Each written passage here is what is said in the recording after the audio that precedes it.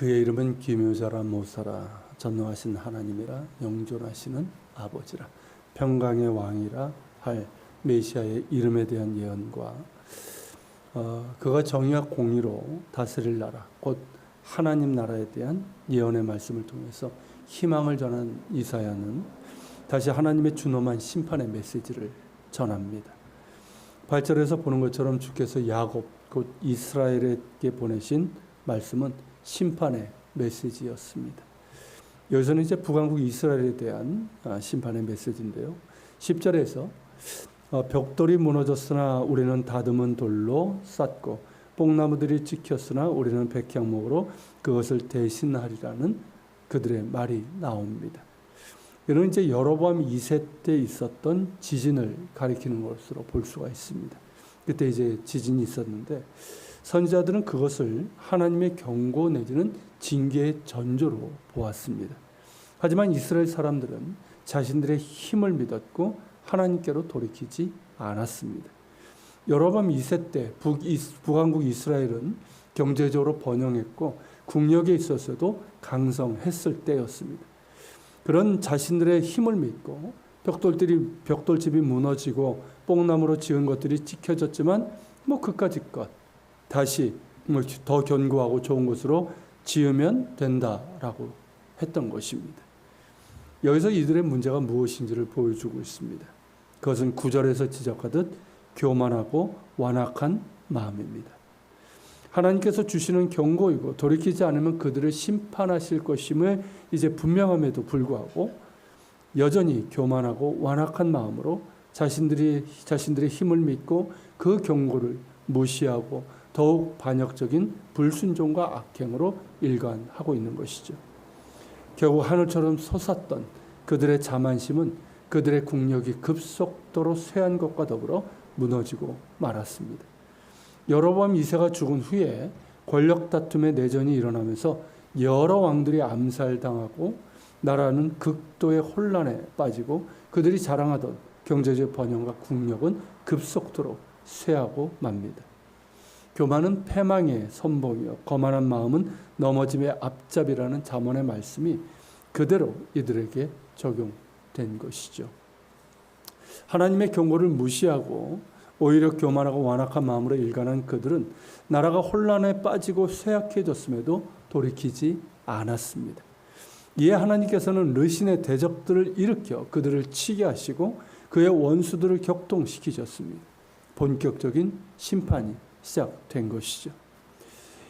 이는 이제 아람 왕 르신이 아수르를 대적하기 위해서 북왕국 이스라엘 왕 르말리아의 아들 베가와 동맹을 맺은 것을 배경으로 하고 있습니다.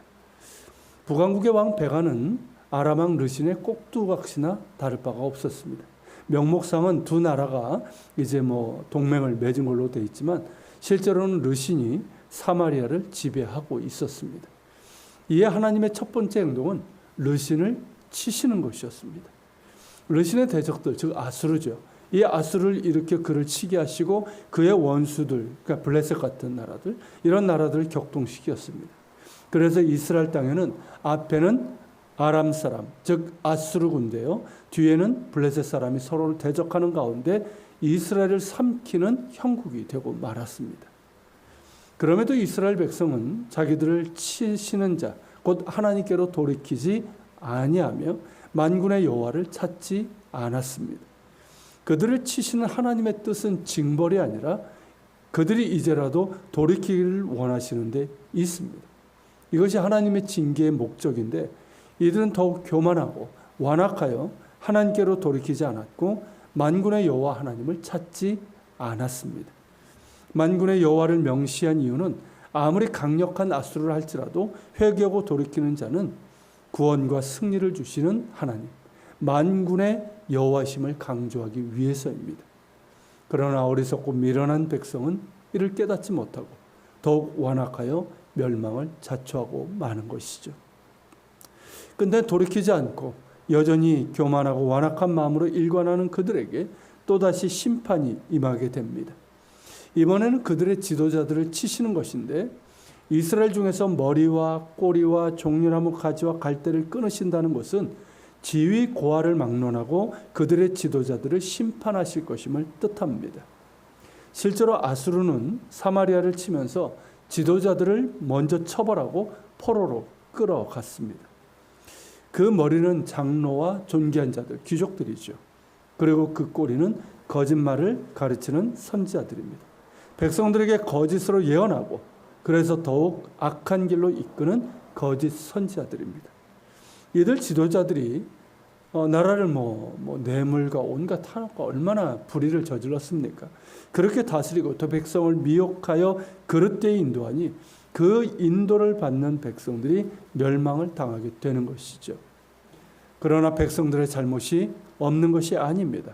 그들 역시 모두 경건하지 아니하며 악을 행하며 모든 입으로 망령되이 말하는 자들이었습니다. 그들 가운데 하나님께서 선지자들을 여럿 보내셔서 회개하고 돌이킬 것을 촉구하셨지만 그들은 듣지 않았고 반역적인 불순종과 악행으로 일관했습니다. 그런 까닭에 백성들 역시 하나님의 진노의 심판을 피할 수 없습니다. 18절에서는 이 모든 징벌이 악행으로부터 임하는 것임을 말씀하고 있습니다. 악행은 마치 타오르는 불과 같아서 모든 나무와 숲을 불살라버려서 연기처럼 사라지고 마는 것처럼 하나님의 진노의 심판을 불러옵니다. 즉 이스라엘이 당하는 이 재난은 그들의 악행으로 인해서 야기된 것임을 밝히고 있는 것이죠. 결국 만군의 여호와의 진노로 말미암아 그들의 땅이 불에 타 백성은 마치 불에 타버리는 섭과 같을 것이며 그 상황에서도 서로를 공격하면서 자멸의 아수라장을 만들고 말 것입니다. 그래서 서로를 치고 므낫세가 에브라임이 므낫세를 치는 격으로 오로지 자기만 살고자 하는 이기주의가 판을 치면서 서로가 서로를 치고 죽이면서 더욱 자멸하고 말 것입니다. 하나님의 징계는 북왕국뿐만 아니라 남왕국 유다에게도 임할 것입니다. 북왕국은 징벌을 받음에도 돌이키기는커녕 유다를 칠 것이고 또 북왕국 사마리아를 함락한 아수르 역시 유다를 치게 될 것입니다. 북왕국 이스라엘에게 아수르는 정복자이지만 유다에게는 징벌자로 사용됩니다. 이 심판의 메시지에서 우리는 하나님의 징계의 목적이 무엇인지를 다시 확인하게 됩니다. 하나님의 징계는 징벌하는 데 있지 않고 돌이키게 하는 데 있습니다. 그래서 말씀하시고 또 말씀하시는 것이죠. 그러나 그 말씀을 끝까지 듣지 않을 때, 끝까지 하나님의 말씀을 거부할 때 모든 은혜는 사라지고 맙니다. 이제라도 하나님의 말씀을 듣고 회개하고 돌이키지 않는 경우에는 하나님에게서 당연히 기대할 수 있는 것들, 즉 긍휼히 여기시고 용서하시며 구원하시는 그 은혜를 기대할 수 없게 됩니다. 하나님으로부터 도망치는 유일한 길은 하나님께로 도망치는 것이다 라는 말이 있습니다. 불순종과 악행으로 인해서 하나님의 징계를 받았을지라도 그 죄를 회개하고 하나님께로 돌이킬 때 긍휼하심의 구원이 임한다는 뜻입니다. 지난 주일에 사도행전 강해 때 나눈 것처럼 이스라엘의 무지와 그 무지로 인한 교만과 완악함으로 인해서 예수님을 거부하고 십자가에 못 박았지만 이제라도 회개하고 돌이킨다면 죄 씻음을 받고 새롭게 됨과 영원한 하나님 나라를 상속받게 될 것이라는 베드로의 설교 역시 이를 말씀하고 있습니다. 하나님에게서 도망치는 유일한 길은 하나님께로 도망치는 것입니다. 그 죄를 회개하고 돌이킬 때 진노하심은 긍휼하심에 녹아 사라지고 맙니다. 예수 그리스도의 보혈로 그 죄를 씻어주시고 새롭게 하시며 영원한 하나님 나라의 백성이 되게 하십니다. 우리 같이 기도합시다. 하나님, 하나님을 멀리 떠난 우리 죄인들이 하나님의 그 징계를 받음에도 깨닫지 못하고 돌이키지 않습니다.